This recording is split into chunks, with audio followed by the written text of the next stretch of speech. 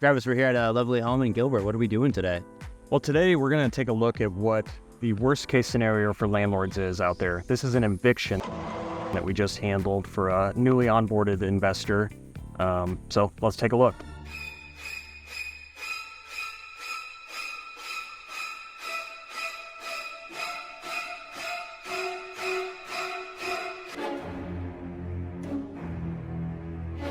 All right, Brandon, we're inside now. Why don't you tell the audience the history of how we started managing this property? Yeah, so we started managing this property about 90 days ago. We took this over as an inherited lease, meaning there was already tenants in place when we took this over.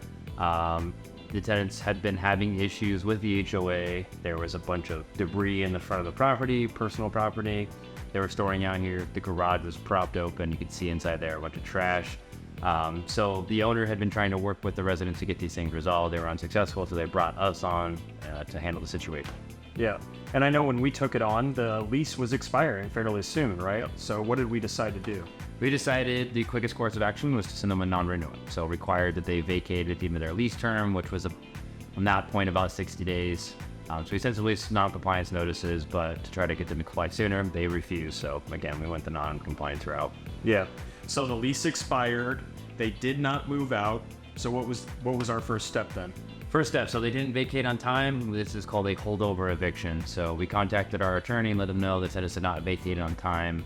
We immediately scheduled a holdover eviction. So pretty typical process. They set the hearing. We show up in court. Hey, they were supposed to vacate. Here's the notice that they were required to vacate at this date. They did not. So at that point, the judge issued a judgment for them to vacate the property. They didn't.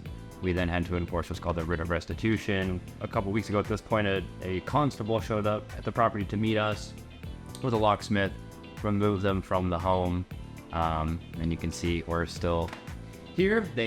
At the point of the writ of restitution, they have 14 days to remove all their personal property. So we've been in a position of having to hold everything here. Their 14 days is expiring this weekend. So this is basically the last opportunity to come in and get their things out. As you can see, there's a lot of things in the home. They've not made much progress. Yeah, definitely.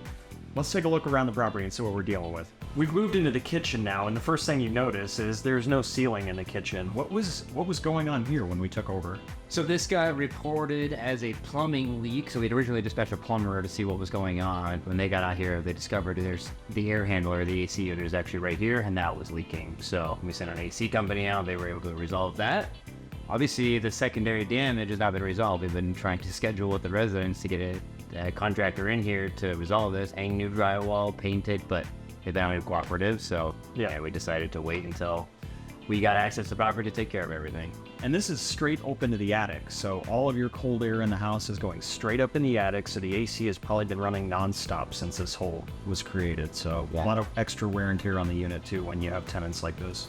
So in eviction scenarios where personal property is left behind, what are landlords' options? Yeah, so landlords, their hand is forced in terms of the law. So the law states that if personal property is left behind with value, you have to store it for 14 business days. If it doesn't have any value, if it's just garbage, then you can trash it out immediately and take back possession. But as you look down here, there is a lot of stuff that has obvious value. It looks cluttered, but there's stuff in here. There's go-karts, there's bike parts, there's furniture, it looks like collectibles over on that shelf. So we definitely had to take the safer route here and store this property for the full 14 business days. So the 14 days are coming up on Monday. It looks to me like they haven't made much progress. There's going to be a lot of stuff left over. So what happens to all this stuff once this 14 days are up? Well, with this amount of garbage, we're going to pull a dumpster into the front driveway and we're going to load this up. It might take 2 dumpsters, honestly. This is a lot of stuff in this property. And what about the labor, the cost for doing all these things? Who's responsible for that? Well, ultimately it's the tenant, but it's going to be the landlord paying the bill and hopefully collecting it from the tenant someday. But if the tenant's not paying rent, your chances of collecting from them down the road is slim to none. So Brandon, this was an eviction in this case, so we're going to deal with the property for the 14 days. After that, we're going to treat it mainly like a normal move out, right? So what's the next step that you would take in this case? So you just gotta, once we get everything out of here, that's gonna be the first step. Like there's so much stuff in here, it's really hard to tell what's going on. So get everything out, and then we'll come back through to conduct another inspection and document the scope of work that needs to be completed to get this ready for the next set of tenants. So clearly gonna need all new painting, all new carpet throughout this thing, whether it's carpet So yeah, we'll go through room by room. We'll itemize the repairs. You saw the kitchen damage, the ceiling. I've seen another bit of ceiling damage over here, where we're gonna need to check the roof for some leaks. Make sure everything's functioning properly. So the name of the game here, clean, safe, functional, make sure it's ready to go for the next tax. Yeah, absolutely. Let's take a look. One thing I noticed is the smoke detectors in the home, they've all been removed, and that's code, so we'll have to replace all of the smoke detectors. I also noticed that all of the windows either are missing blinds or the blinds are not functioning properly, so we need all new blinds throughout this property. Major issue here, the AC filter is missing, and the AC is currently not working, so I'm assuming it's been sucking in dirty air for an extended period of time and is now shut down. So probably difficult to tell on camera, but the flooring entering the bathroom is raised here, so the trip hazard, something we'll need to resolve. Another reason why we're going to need to replace the flooring.